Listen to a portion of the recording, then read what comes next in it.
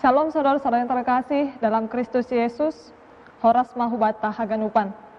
Saudara yang terkasih dalam Kristus Yesus, terlebih jemaat GKPS Resort Kalimantan Timur yang beribadah di rumah pada saat ini, kami kembali menyapa saudara-saudara yang dikasihi Tuhan, Haganup Kuriener Gani Tuhanta, Ibagas Ianantabe. Maka hari ini kami kembali berharap semoga saudara-saudara yang terkasih senantiasa dalam perlindungan Tuhan, senantiasa dilimpahkan dengan kesehatan, sehingga kita senantiasa boleh bersuka cita dalam kasih karunia Tuhan. Maka jemaat yang dikasihi Tuhan, pada saat ini kita akan mendengarkan firman Tuhan di tempat kita masing-masing. Maka sebelum kita mendengarkan firman Tuhan, mari kita siapkan hati dan pikiran kita bersatu dalam doa. Kita berdoa. Kami sungguh sangat bersyukur kehadirat-Mu ya Allah Bapa Tuhan kami, buat segala kasih-Mu yang melimpah, buat segala anugerah-Mu yang Kau percayakan kepada kami, yang memperkenankan kami pada saat ini masih boleh memuji dan memuliakan nama-Mu. Pada saat ini ya Tuhan, kami rindu untuk mendengarkan firman-Mu. Biarlah Roh Kudus Tuhan yang menaungi hati dan pikiran kami. Biarlah Roh Kudus Tuhan yang bekerja dalam kehidupan kami, yang bekerja dalam hati kami, mengajari dan menuntun kami untuk boleh mengimani firman Tuhan. Biarlah Roh Kudus Tuhan yang senantiasa menuntun kami untuk mengerti kebenaran firman-Mu, agar kami bertumbuh dan berbuah di dalam iman dan kepercayaan kepada-Mu. Berfirmanlah Tuhan lewat hamba-Mu, sebab kami telah siap untuk menerima kebenaran firman-Mu. Di dalam nama Anak-Mu Yesus Kristus, kami berdoa dan mengucap syukur. Amin.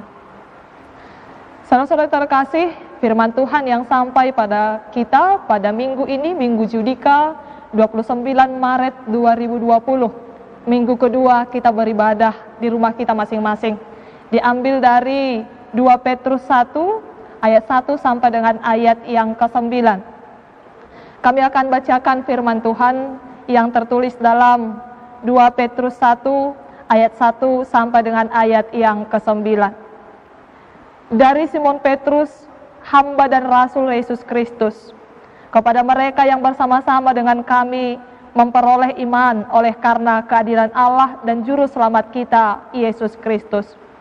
Kasih karunia dan damai sejahtera melimpahi kamu oleh pengenalan akan Allah dan akan Yesus Tuhan kita. Karena kuasa ilahinya telah menganugerahkan kepada kita segala sesuatu yang berguna untuk hidup yang saleh oleh pengenalan kita akan Dia yang telah memanggil kita oleh kuasanya yang mulia dan ajaib. Dengan jalan itu Ia telah menganugerahkan kepada kita janji-janji yang berharga dan yang sangat besar, supaya olehnya kamu boleh mengambil bagian dalam kodrat ilahi dan luput dari hawa nafsu duniawi yang membinasakan dunia. Justru karena itu kamu harus dengan sungguh-sungguh berusaha untuk menambahkan kepada imanmu kebajikan, dan kepada kebajikan pengetahuan, dan kepada pengetahuan penguasaan diri, kepada penguasaan diri ketekunan, dan kepada ketekunan kesalehan, dan kepada kesalehan kasih akan saudara-saudara, dan kepada kasih akan saudara-saudara kasih akan semua orang. Sebab apabila semuanya itu ada padamu dengan berlimpah-limpah, kamu akan dibuatnya menjadi giat dan berhasil dalam pengenalanmu akan Yesus Kristus Tuhan kita. Tetapi barang siapa tidak memiliki semuanya itu, ia menjadi buta dan picik, karena ia lupa bahwa dosa-dosanya yang dahulu telah dihapuskan. Demikian pembacaan firman Tuhan. Saudara-saudara yang terkasih dalam Kristus Yesus, ada ungkapan yang sering kita dengar mengatakan, tak kenal maka tak sayang. Sehingga dalam setiap pertemuan kita selalu terlebih dahulu memperkenalkan diri kita. Dan kemudian ada juga gambaran yang sering diperlihatkan di tengah-tengah kita, bahwa status mempengaruhi orang memperlakukan yang lain. Status kita, baik status sosial, baik status ekonomi, sering mempengaruhi manusia untuk memperlakukan sesamanya. Sehingga memang hal ini adalah hal yang sangat mempengaruhi kehidupan dan hubungan dengan sesama. Maka pada pengantar khotbah kita dalam 2 Petrus ini, yang pertama Petrus memperkenalkan dirinya, bahwa Simon Petrus yang kemudian oleh Yesus Kristus mendapatkan gelar sebagai batu karang yang teguh.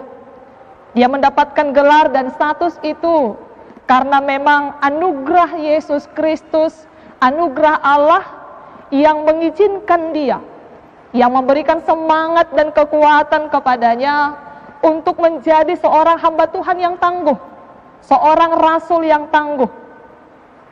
Dia yang menerima kasih karunia dan damai sejahtera yang daripada Yesus Kristus di dalam setiap tantangan, di dalam setiap rintangan, dan di dalam kesetiaannya akhirnya dia boleh semakin mengenal Allah dan Tuhan yang dia sembah.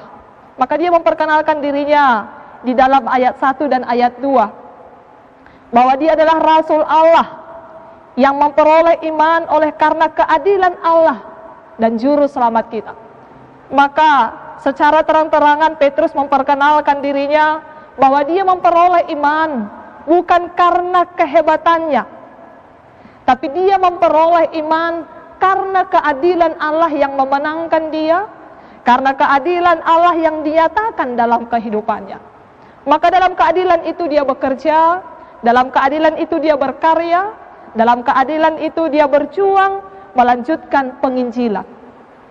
Maka saudara-saudara terkasih dalam Kristus Yesus, surat 2 Petrus ini disebut juga sebagai surat terakhir atau wasiat dari Rasul Petrus. Mengapa?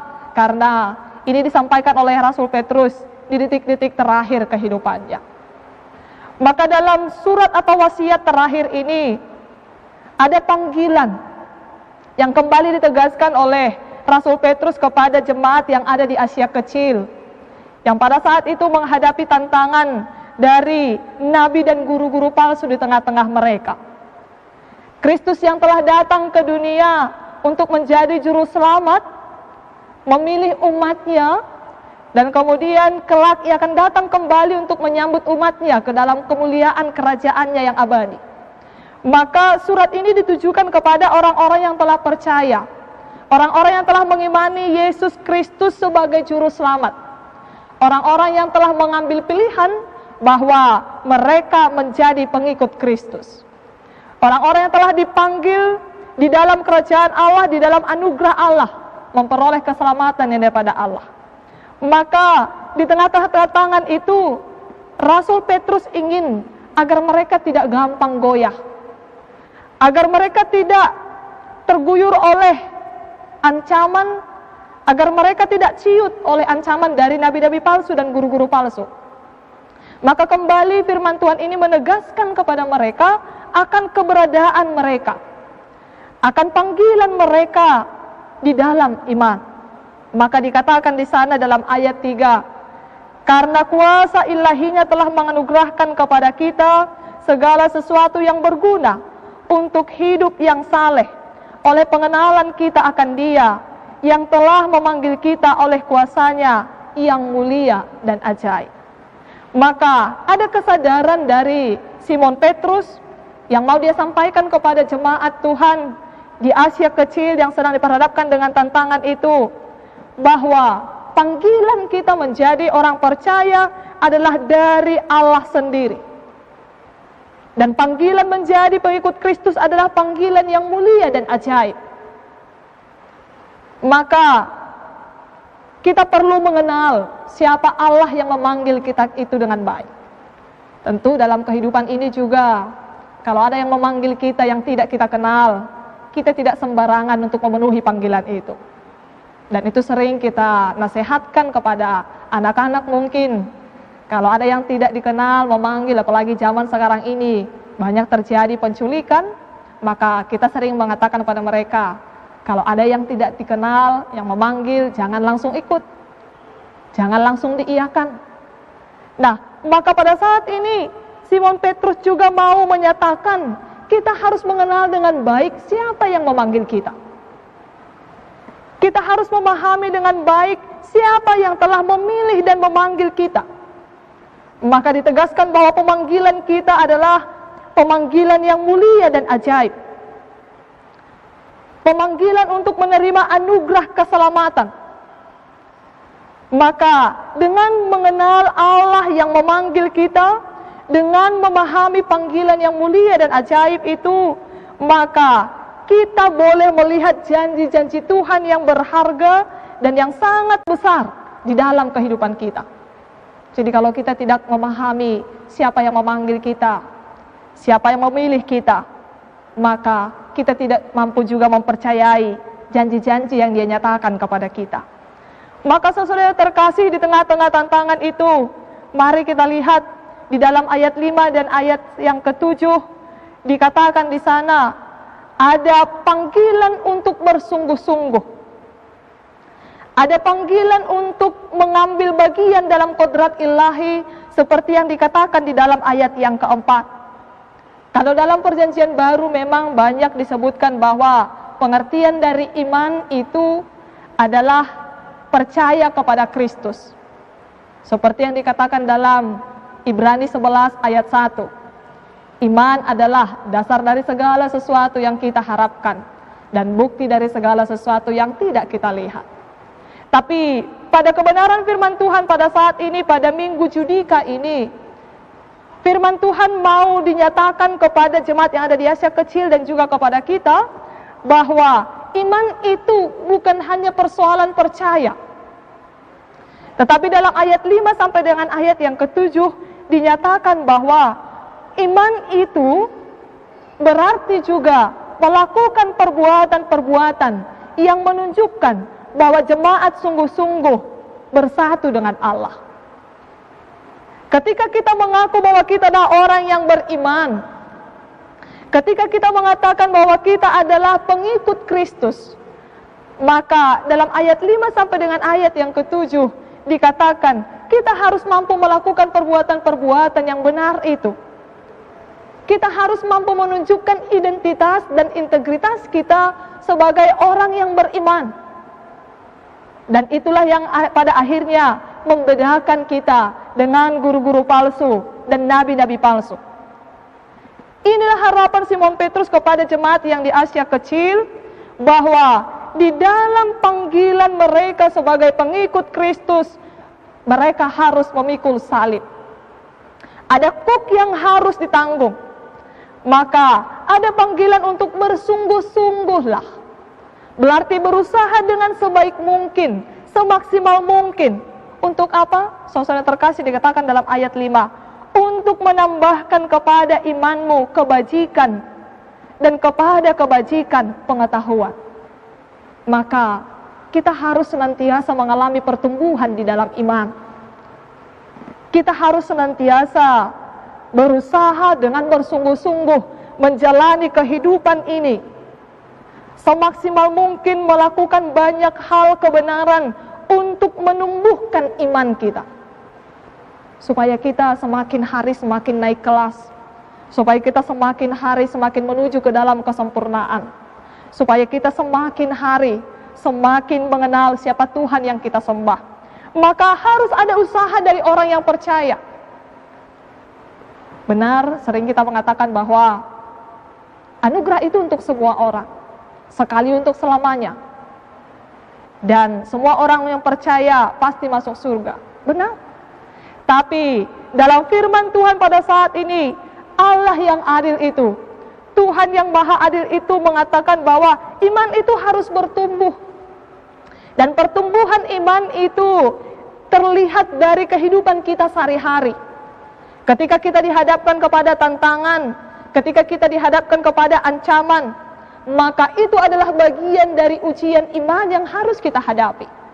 Maka mari lihat bagaimana iman kita semakin hari semakin bertumbuh, ketika kita semakin hari juga semakin menghadapi banyak masalah. Dan pada saat ini juga kita diperhadapkan dengan tantangan iman, di mana virus corona atau COVID-19 membuat kita harus beribadah di rumah. Ada dampak positif, tapi ada banyak kekhawatiran di sana. Banyak nyawa yang dipertaruhkan di sana. Banyak ketakutan di sana. Maka saudara yang terkasih, ketika ini kita jadikan menjadi ujian iman. Ketika ini kita jadikan untuk sebagai tantangan dalam iman, maka diharapkan lewat firman Tuhan, seperti jemaat di Asia kecil, kita harus memiliki iman yang tahan uji.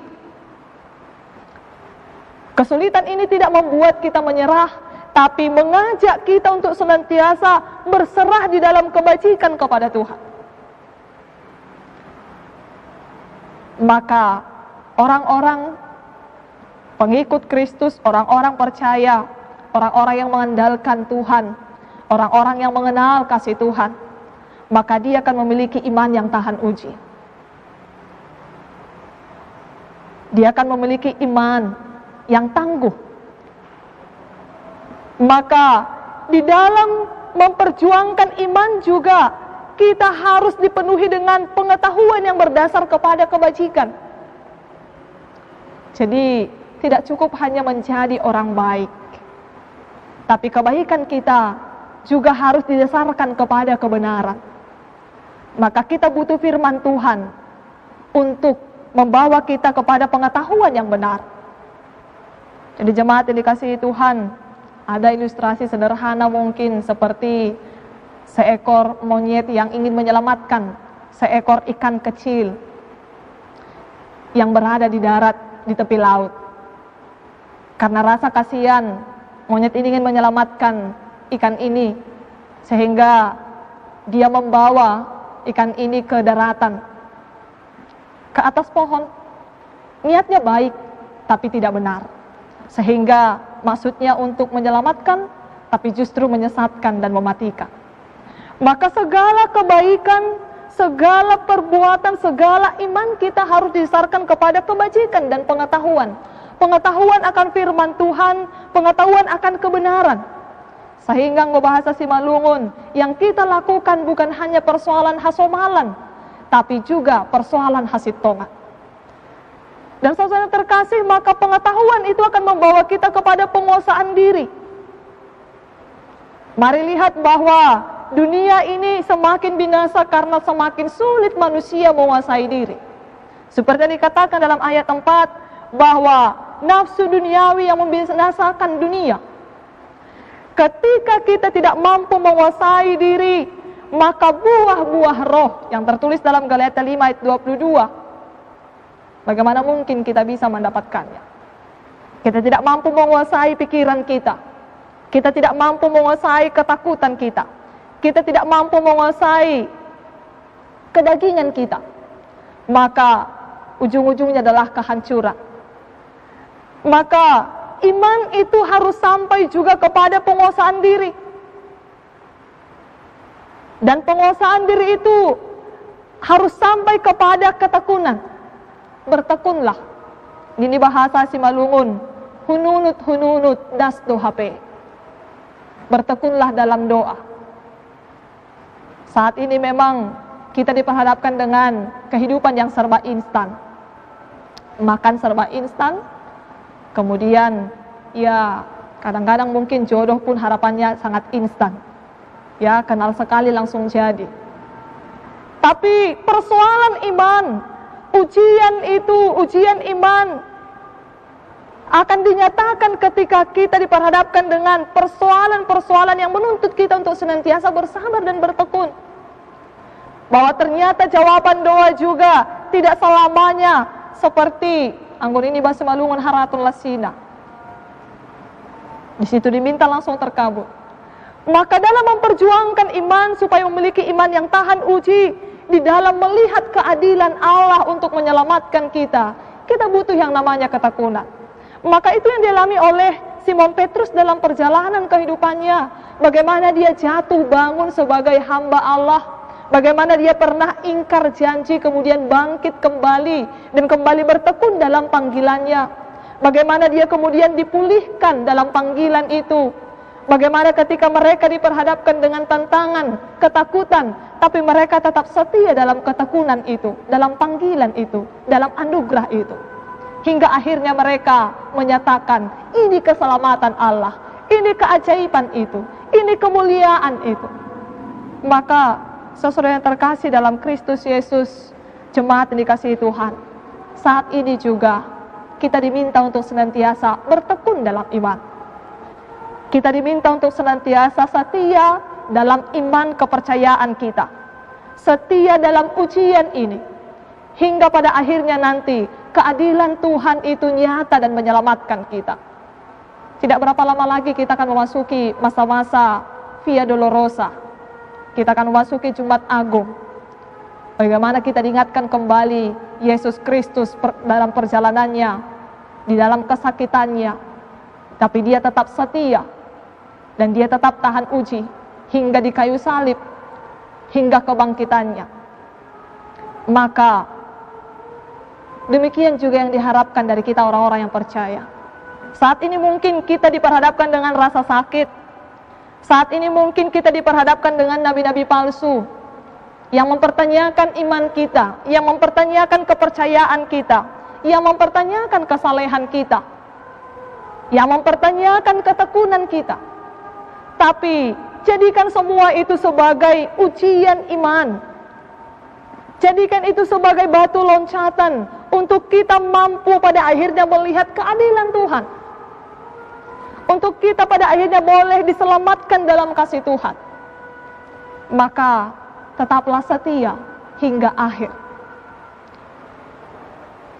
Jemaat yang dikasihi Tuhan, kemudian dalam firman Tuhan dikatakan bahwa iman dalam kebajikan, dan kebajikan yang akhirnya mendatangkan pengetahuan.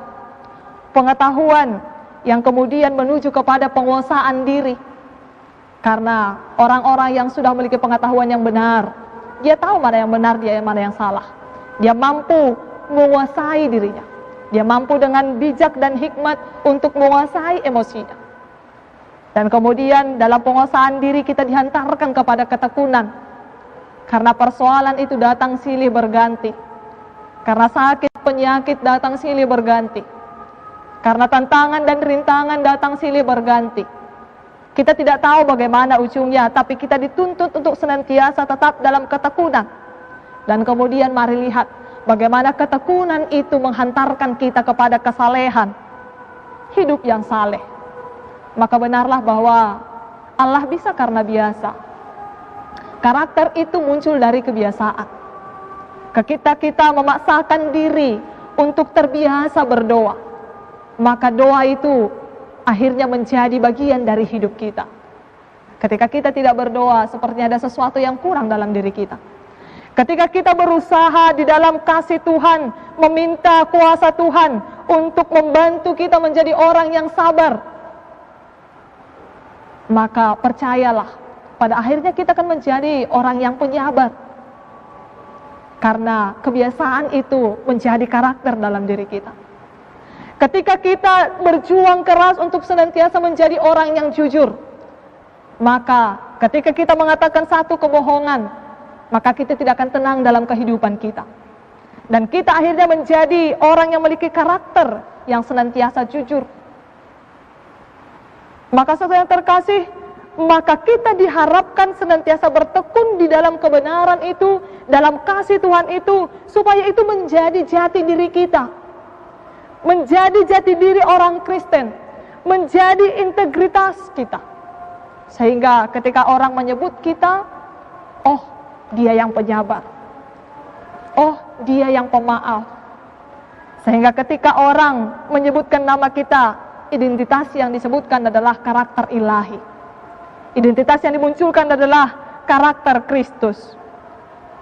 Maka saudara yang terkasih dalam Kristus Yesus, ketika itu disempurnakan dalam kehidupan kita, maka mari lihat, harus dinyatakan dalam kehidupan sehari-hari. Iman, pengetahuan, kebajikan, penguasaan diri, bahkan kesalehan itu harus dinyatakan dalam kehidupan sehari-hari. Itu dikatakan dalam ayat 7, dan kepada kasih akan saudara-saudara, kasih akan semua orang. Maka harus ada aksi nyata dari apa yang telah kita dapatkan, yaitu kepedulian kepada sesama. kita mampu mengasihi orang-orang terdekat kita dan semua orang, maka terlebih dahulu kita harus peduli kepada orang yang berada di sekitar kita. Kemudian kita masuk kepada cakupan yang lebih luas kepada orang-orang di seluruh muka bumi ini. Sehingga jauhlah dari orang-orang yang benar hidup dalam Kristus, yang mengatakan di tengah-tengah keluarga kita, ya kita baik di depan umum, tapi di tengah-tengah keluarga kebaikan dan kasih kita itu dipertanyakan. Tapi ketika kita sudah benar-benar hidup dalam kesalehan dalam Kristus Yesus, maka orang-orang terdekat kita lah orang-orang yang terlebih dahulu boleh merasakan bagaimana kasih Allah itu bekerja dalam diri kita. Bagaimana kemuliaan Tuhan itu terpancar dalam diri kita. Bagaimana kita memberikan diri dalam kodrat ilahi. Bagaimana kita mengambil bagian dalam panggilan Tuhan itu. Artinya kita memberikan diri menjadi berkat karena kita telah diberkati oleh Tuhan. Maka saudara yang terkasih, uniknya adalah ayat 5 sampai dengan ayat yang ke-7 ini bukan hal yang pertama sekali didengar oleh jemaat yang ada di Asia Kecil. Mengapa? Karena pada saat itu para ahli filsafat dan kemudian para ahli-ahli agama di dunia Romawi juga telah mengajarkan hal yang demikian tentang bagaimana pengetahuan, bagaimana itu hikmat kebajikan dan penguasaan diri, bagaimana ketekunan dan hidup saleh. Aliran-aliran agama yang lain juga telah mengajarkan itu, dan filsafat-filsafat, ahli filsafat dunia Romawi juga telah memperdengarkan itu di tengah-tengah mereka. Sehingga ini bukan hal yang baru bagi mereka. Tapi perbedaannya adalah di dalam ayat 8 sampai dengan ayat yang ke-9. Firman Tuhan ini menegaskan bahwa keadilan itu harus berdasar kepada pengenalan akan Yesus Kristus. Kebaikan itu harus berdasar kepada pengenalan akan Yesus Kristus. Pengampunan itu harus berdasar kepada pengenalan akan Yesus Kristus. Ketekunan itu harus berdasar kepada pengenalan akan kasih Yesus Kristus. Sehingga ketekunan itu tidak mengecewakan. Sehingga kebaikan itu tidak mendatangkan kemarahan. Itu yang dikatakan dalam ayat 8 sampai dengan ayat yang ke-9. Mungkin bagi kita orang Simalungun, sarupa dora Bapak Inang kurinergan itu hanta, bahwa persoalan kebaikan, hidup saleh, harus berpengetahuan, sudah sering kita dengar, bahkan mungkin dari orang tua kita yang belum juga mengenal agama, yang belum mengenal Yesus Kristus. Tapi dasar kebaikannya mungkin bukan berdasar kepada kasih Kristus. Ya teman, karena teman akhirnya melakukan kebaikan. Dasar kebaikannya adalah mungkin HMH, holong mangalup holong, huholongi ham, ase haholongi ham au. Sehingga ketika kasih itu tidak berbalas, maka kita kecewa. Maka dalam ayat 8 sampai dengan ayat yang ke-9, ini hal yang berbeda yang ditawarkan oleh firman Tuhan kepada jemaat yang ada di Asia Kecil. Bahwa ternyata dasar kita untuk senantiasa menambah pengetahuan itu adalah pengenalan akan Kristus. Karena pengetahuan itu adalah anugerah dari Kristus, maka kita memakai pengetahuan itu untuk alat kemuliaan Tuhan, bukan untuk menghancurkan. Karena banyak sekali mungkin pengetahuan yang menghancurkan pada saat ini. Karena dia pintar, akhirnya dia membodoh-bodohi orang lain. Karena dia pintar, dia bisa menghancurkan kehidupan orang lain. Karena dia memiliki pengetahuan yang luar biasa, dia bisa merusak keadaan sekitarnya. Membobol ATM, membobol wifi orang lain, tetangga, karena dia berpengetahuan. Tapi pengetahuannya bukan didasarkan kepada kasih dan pengenalan akan Yesus Kristus. Maka, saudara yang terkasih dalam Kristus Yesus, ayat 8 sampai dengan ayat 9 ini ditekankan bahwa ketika ketekunan kita, pengetahuan kita, kebajikan kita, penguasaan diri, dan hidup kita yang saleh didasarkan kepada Yesus Kristus yang kita imani itu, yang kita kenal sebagai juru selamat itu. Maka dikatakan di sana bahwa apabila semuanya itu ada padamu dengan berlimpah-limpah, kamu akan dibuatnya menjadi giat dan berhasil dalam pengenalanmu akan Yesus Kristus Tuhan kita. Maka untuk mengenal kasih Tuhan, kita butuh pertolongan Tuhan. Untuk mengenal keajaiban Tuhan, kita butuh tuntunan Roh Tuhan. Tapi dikatakan dalam ayat 9, barang siapa tidak memiliki semuanya itu, ia menjadi buta dan picik, karena ia lupa bahwa dosa-dosanya yang dahulu telah dihapuskan. Maka jemaat yang dikasihi Tuhan, ada orang yang menerima anugerah, tapi tidak menghargai anugerah itu. Ada orang yang menerima berkat, tapi tidak menjadi berkat karena berkat itu. Ini di bahasa si Malungun, rado tongon, lupa bani si pambere, halani si bere-bere. Ibere bata hasil panen na luar biasa, tapi halani hasil panen ay do humahita lang rohu bani si pambere ay. Mengapa? Karena mereka dibutakan oleh pemberian itu. Mereka dibutakan oleh anugerah itu. Pemikiran mereka tidak dicerahkan dalam anugerah Tuhan itu. Sehingga mereka menjadi orang yang picik. Sehingga mereka mengaku beriman tapi tidak dinyatakan dalam kesalehan hidup. Justru hidupnya bukan saleh tapi selalu salah. Justru pengajarannya bukan lagi saleh tapi selalu salah. Karena dasar tindakannya, dasar kebaikannya sekali lagi bukan berdasarkan kepada kasih Kristus, tapi terpusat kepada dirinya, terpusat kepada pengetahuannya, terpusat kepada pemikirannya. Maka mari saudara-saudara yang terkasih dalam Kristus Yesus, kita adalah orang-orang yang telah dibukakan mata imannya. Kita adalah orang-orang yang telah dianugerahkan pengetahuan yang benar. Kita adalah orang-orang yang telah dikuatkan Tuhan. Kita adalah orang-orang yang telah dipanggil dalam kemuliaan dan keajaibannya. Maka saat ini jikalau kita boleh kuat, itulah karena keajaiban Tuhan. Maka saat ini jikalau kita boleh senantiasa setia dalam Tuhan, itu adalah karena kuasa Tuhan yang senantiasa berkarya dalam hidup kita. Maka saatnya sekarang, mari kita mengambil bagian dalam kodrat ilahi. Kita mengambil bagian dalam panggilan Tuhan. Maka saatnya sekarang kita meluputkan hawa nafsu duniawi yang mampu membiasakan dunia ini. Contoh sederhana, dengan kita mampu berdiam diri untuk stay at home, mengikuti anjuran pemerintah. Bukankah kita juga telah menghancurkan hawa nafsu duniawi yang mungkin kalau ditanya pribadi lepas pribadi, ada mungkin di antara kita yang sudah tidak tahan sebenarnya untuk berdiam diri di rumah. Sudah pengen traveling dengan situasi liburan ini dan tiket yang murah. Tapi firman Tuhan mengatakan kita harus mengambil bagian di dalam keadilan dan kemenangan Tuhan. Kalau kita mau dipakai Tuhan untuk ikut menyelamatkan dunia ini, bukan berarti kita harus disalibkan lagi di sana. Tidak. Bukan berarti kita harus ikut tersalib di Golgata, tapi kita harus memikul salib kita, menahan diri kita, menguasai diri kita. Kita pasti dimampukan jikalau kita mengandalkan anugerah, mengandalkan kekuatan daripada Tuhan. Maka selamat saudara-saudara yang terkasih, selamat memiliki iman yang tahan uji, selamat memiliki iman yang senantiasa terpercaya dan terpuji, sehingga di hadapan Allah kelak juga kita menjadi anak-anak yang tahan uji. Kita menjadi anak-anak yang terpuji, sehingga Bapa kita mengacungkan jempol untuk perjuangan kita. Tertatih mungkin saja, menangis bisa jadi, tapi satu hal yang diharapkan dari firman Tuhan ini seperti yang dikatakan oleh Simon Petrus, Allahku batu karang yang teguh, bersama dengan Tuhanku maka aku akan senantiasa dimenangkan.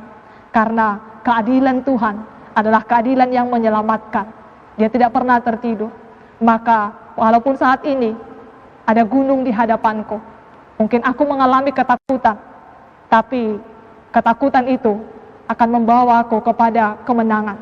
Ketakutan itu akan membawa kita kepada kemurnian iman. Ketakutan dan kekhawatiran itu akan membawa kita kepada kedekatan dalam Kristus Yesus. Maka selamat dikuatkan, selamat diteguhkan, dan selamat senantiasa mengambil bagian dalam kodrat ilahi sebagai orang-orang panggilan dan pilihan Tuhan. Tuhan Yesus memberkati. Amin. Kita berdoa. Terima kasih Tuhan untuk anugerah-Mu yang telah Engkau nyatakan kepada kami. anugerah yang begitu besar yang senantiasa melingkupi kehidupan kami. Bapa yang baik, terima kasih Tuhan, karena di dalam kemuliaan-Mu, di dalam keajaiban-Mu, Engkau telah memilih dan memanggil kami menjadi anak-anak-Mu. Dan Engkau telah memakai kami untuk mengambil bagian dalam kodrat ilahi. Engkau mencurahkan berkat-Mu dalam kehidupan kami, untuk kami boleh menjadi berkat di tengah-tengah kehidupan kami. Maka dalam perjalanan dan perjuangan iman kami Tuhan, kami sadar bahwa ada banyak tantangan yang diperhadapkan di tengah-tengah kami. Ada banyak cobaan yang menguji iman kami. Tapi kami yakin dan percaya, ketika kami mengenal Yesus dengan baik, ketika kami mengenal Tuhan yang kami sembah dengan benar, bahwa Allah yang kami sembah adalah Allah yang adil. Dan dalam keadilannya Dia senantiasa menyelamatkan orang-orang yang percaya. Di dalam keadilannya Dia mengutus anaknya Yesus Kristus untuk menyelamatkan kami dari segala keberdosaan kami. Maka kami senantiasa memohon anugerah-Mu Tuhan, untuk senantiasa menolong kami, melepaskan kami, untuk senantiasa menopang kami di dalam setiap tantangan kehidupan kami, di dalam ujian kami. Mampukan kami untuk memiliki iman yang teruji Tuhan. Tantangan-tantangan kecil, persoalan-persoalan besar, kerikil-kerikil tajam, biarlah itu senantiasa membawa kami untuk menjadi orang yang tahan uji. Maka kualitas kami akan teruji ketika diperhadapkan dengan persoalan, ketika diperhadapkan dengan tantangan, ketika diperhadapkan dengan banyaknya masalah yang kami hadapi. Maka kami yakin dan percaya, bersama dengan Tuhan kami akan menjadi pemenang. Bersama dengan kasih dan kekuatan daripada Tuhan, kami akan senantiasa bertekun di dalam panggilan Tuhan, hanya mengandalkan kekuatan daripada-Mu. Ini kami Tuhan, pada saat ini juga kami memohon, biarlah kami senantiasa bertekun dalam iman, bertekun dalam pengharapan kami akan kasih Kristus dalam masa kami menghadapi virus corona COVID-19 ini Tuhan. Ada banyak ujian yang diperhadapkan kepada kami. Ada banyak tantangan yang harus kami hadapi dengan keadaan negara kami ini. Tapi kami yakin dan percaya, kami akan tetap menjaga kesalehan iman kami. Kami akan tetap menjaga kesalehan hidup kami, baik di dalam kehidupan sehari-hari, di dalam bermedsos, di dalam mematuhi peraturan pemerintah. Kami akan menunjukkan bahwa kami adalah anak-anak Tuhan yang terpuji di hadapan Tuhan. Terima kasih Bapa. Kami akan melanjutkan perjuangan iman kami bersama Tuhan dan mengandalkan Tuhan. Terpuji termulialah Engkau. Di dalam nama anak-Mu Yesus Kristus, kami berdoa dan mengucap syukur. Amin.